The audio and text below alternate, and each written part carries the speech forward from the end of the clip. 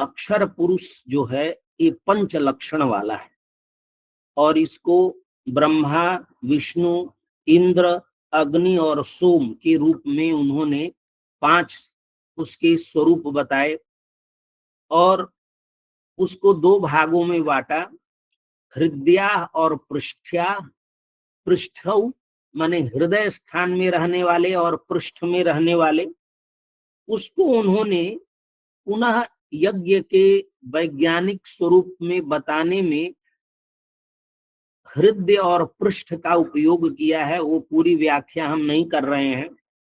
इस प्रकार ब्रह्मा को प्रतिष्ठामय, विष्णु को यज्ञमय और इंद्र को वीर्यमय और संकोचमय सोम को और विकासमय अग्नि को यह बताया और कहा ते इमे पंच अक्षराः, ये ब्रह्म विष्णु रुद्र प्रति व्यक्ति शरीरे नियम्य अवस्थितान तान तान प्राणान प्रयोजयन्ति। ये प्रति व्यक्ति माने प्रति व्यष्टि के शरीर में ये पांचों रहते हैं और प्राणों को प्रयोजित करते हैं, माने प्राणों का संचालन करते हैं। तथा चैते अक्षराः पंच अक्षराः अखिल जगत नियंतारः। इस प्रकार ये अखिल जगत के नियंता हैं और इनको विश्वेश्वर कहा और इन्हीं से संपूर्ण सृष्टि को सर्वमिदं जगत यथा यथम उत्पाद्यते प्रतिष्ठाप्यते उपसंह्रियते और अनेकैः विकारैः संप्रचीयते और विकारों के द्वारा परिवर्धित किया जाता है। यह बात इन 5 अक्षरों के जो पुरुष के 5 स्वरूप बताए, इसके बाद इन्होंने कहा ये 5 प्राण भी। इमे पंच प्राणाः सिद्धा, अक्षर पुरुषः पंचकलः, जो ये है ये 5 प्राण है। तो कहा ब्रह्मा इंद्र और विष्णु जिसको हृदय कहा था, वो कहा हृदय दहरस्था, हृदय गुहा में रहते हैं, ये प्राण विशेष है।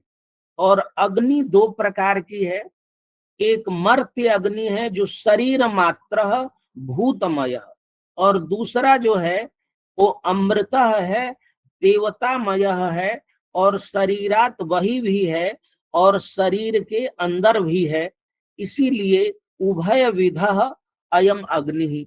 इस ब्रह्मा इंद्र विष्णु ये हृदय गुहा में है और अग्नि और सोम, तो अग्नि 2 बताया और सोम को उन्होंने कहा सर्वतो दिग्भ्यः सूयमानः प्रतिपिंडम बहि प्रदेशे तिष्ठन् अनवरतम शरीरस्यास्य दहर विवरे प्रवेष्टुम प्रवर्तते। सभी दिशाओं से शरीर पिंड की ओर सोम प्रवाहित होते हैं और प्रत्येक शरीर के बाहर के प्रदेशों में रहता हुआ इस शरीर के हृदय प्रवेश में करने की चेष्टा में लगे रहते हैं। इसके पश्चात इन्होंने इसके और व्यापक स्वरूप को प्रत्येक को बताया और कहा ब्रह्म जो है वो वाकमय है, यावत ब्रह्म विष्ठितम तावत वाक। जहां तक ब्रह्म का विस्तार है वहां तक वाक तत्व प्रतिष्ठित है और वह वाक ब्रह्म जो है वाकमय है। तो उस वाकमय के इनके और विस्तार हम वहां नहीं करना चाहते हैं, वहां पर उन्होंने पूरे वेद के स्वरूप को ही बताया है। फिर उन्होंने कहा इस 5 अक्षरों के 5 विवर्त हो। क्या विवर्त हैं? तो कहा वेद, यज्ञ, प्रजा, लोक और धर्म। जो आज का सप्त भुवन का जो विषय था, लोक का विषय था, यहाँ पर वह आता है। तो उन्होंने कहा इस 5 अक्षरों के 5 विवर्त हैं। ब्रह्मा वेदमय है तो वेद विवर्त है, विष्णु यज्ञमय है तो यज्ञ विवर्त है, इंद्र प्रजामय है तो प्रजा विवर्त है, अग्नि लोकमय है तो लोक विवर्त है और सोम धर्ममय है तो धर्म उसका विवर्त है। एसाम एव वेद यज्ञ प्रजा लोक धर्माणाम संघ रूपम एकैका व्यक्ति ही प्रतिभाति। जो प्रत्येक व्यष्टि है, उस प्रत्येक व्यष्टि इन पांचों का संघ है। समूह रूप यहाँ पर एक व्यक्ति के रूप में प्रकट होता है। फिर एक एक के स्वरूप को उन्होंने बताया। वेद किसे कहते, और वेद को उन्होंने कहा चत्वारह वेदा, ऋग, यजु, साम और अथर्व। वो भी मैं यहाँ नहीं बताने जा रहा हूँ। ऋग का जो इन्होंने इतना वैज्ञानिक स्वरूप, यजुः का वैज्ञानिक स्वरूप, साम का वैज्ञानिक स्वरूप और अथर्व का वैज्ञानिक स्वरूप, कम से कम जितने कम शब्दों में कहा जा सकता है उतने कम शब्दों में इन्होंने वहां उसका व्यवस्थापन किया है। और कहा है ऐसा यज्ञमय विष्णु एव। ये यज्ञ क्या है? ऐसा यज्ञमय विष्णुरेव प्रतिष्ठमानानां सर्वेषां जीव रूपा स्थिति भवति। यज्ञ क्या है? जीव रूपा स्थिति है। और कैसे जीव रूपा स्थिति है? उन्होंने लिखा यावद अयम आत्ममय यज्ञ तावत अयम पुरुष। जब तक आत्ममय यज्ञ है तब तक पुरुष है। तावत अयम पुरुष जीवन तिष्ठत यज्ञ विनाशे सर्वो म्रियते विनश्यति सोयम यज्ञ अन्नाद प्राण। और वहां पर फिर यज्ञ का स्वरूप बताया है, यज्ञ के कलाओं का स्वरूप बताया है। वो विस्तार हो जाएगा, इसलिए मैं संक्षेप में अपनी बात कहता हूँ। तो यज्ञ हो गया, पहले वेद हो गया जो विवर्त था ब्रह्म का, फिर यज्ञ विष्णु का विवर्त था, और प्रजा। प्रजा क्या है? तो कहा ब्रह्मणि, माने ब्रह्म के विवर्त वेद, ब्रह्मणि यज्ञ वसात, विष्णु के विवर्त यज्ञ, ब्रह्मण यज्ञ वसात उत्पद्यमानाः यजुर्वेद विकाराः सर्वेपि पदार्थाः प्रजाः उच्यन्ते। प्रजा क्या है? कि ब्रह्म में यज्ञ के कारण जो यजुर्वेद के विकार रूप सभी पदार्थ उत्पन्न होते हैं उन्हीं को हम प्रजा कहते हैं। और ये प्रजा तीन प्रकार की होती है। ताश्च प्रजा त्रेधा, ये प्रजा तीन प्रकार की है। बीजम, देवाह और भूतानि च। तो बीज भूत क्या है? तो आकाश, वायु, तेज, जल, पृथ्वी, ये भूत हैं। इन्हीं को प्रजा उन्होंने कहा।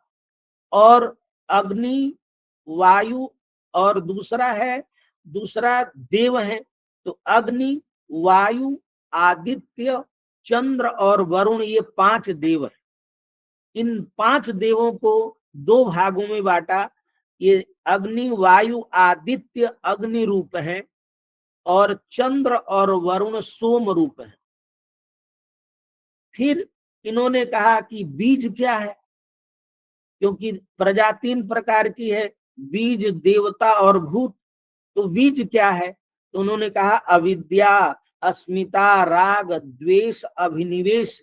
ये जो पांच क्लेश हैं ये कर्म को उत्पन्न करते हैं। पंच क्लेशाः कर्ममयानि भोग बीजानि। कर्मों से उत्पन्न होने वाले भोगों को ही बीज कहा गया। तो इस प्रकार से तीन प्रकार की प्रजा का उन्होंने, प्रजा इंद्र से, प्रजा का विवर्त इंद्र है, इंद्र का विवर्त प्रजा है। और इन तीन प्रजाओं का कि भोगमयानी पंच क्लेशाः कर्ममयानी। फिर उन्होंने बताया कि लोक क्या है, लोक कैसे होते हैं? तो कहा ताह एताह प्रजा। ये जो प्रजाएं हैं तीन, ये तीन प्रजाएं यम यम भावम उपेत्य संहताः, यम यम भावम उपेत्य संहताः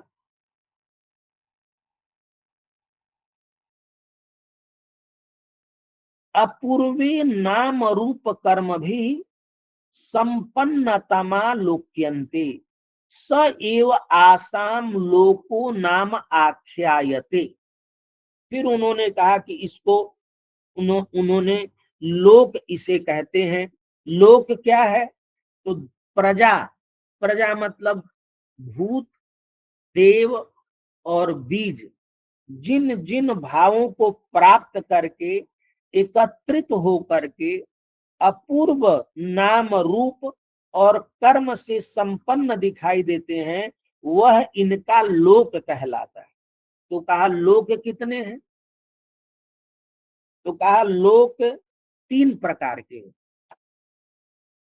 सप्त भुवन रूप, त्रिभुवन रूप और जन रूप। सप्त भुवन रूप, त्रिभुवन रूप, जनश्च। तो सप्त भुवन क्या है? इसकी आज चर्चा हुई है। भू भुव स्व मह जन तप सत्यम, ये सप्त भुवन है। और त्रिभुवन क्या है? पृथ्वी अंतरिक्ष द्यौ, ये त्रिभुवन है। और जन क्या है? तो कहा जन के 2 क्रम, संचर क्रम और प्रतिसंचर क्रम। संचर क्रम में जन मन, प्राण, वाक, वायु, तेज, आप और अन्न, इस संचर क्रम के जन है। और प्रतिसंचर क्रम के जो जन है, अन्न, आप, तेज, वायु, वाक और प्राण और मन, इसी को प्रतिसंचर उल्टे क्रम से कर दिया, ये प्रतिसंचर क्रम है। इस प्रकार इस पूरे प्रकरण को जब हम पढ़ते हैं तो ऐसा, क्योंकि ये सृष्टि की सृष्टि क्रम को दिखाया जा रहा है। यज्ञ यही ब्रह्म विज्ञान है, ये सृष्टि हुई कैसे, और उस सृष्टि क्रम को इतने वैज्ञानिक पद्धति से, वैज्ञानिक इसलिए हम कह रहे हैं, अब हम नहीं बता सकते कि त्रिभुवन क्यों, यही 3 त्रिभुवन में पृथ्वी और अंतरिक्ष और देव की परिगणना क्यों की, लेकिन इसके सब आधार ग्रंथ हैं, ब्राह्मण ग्रंथ, आरण्यक ग्रंथ और उपनिषद ग्रंथ। इनके आधार पर ओझा जी ने इस पूरी प्रक्रिया को समझाया है।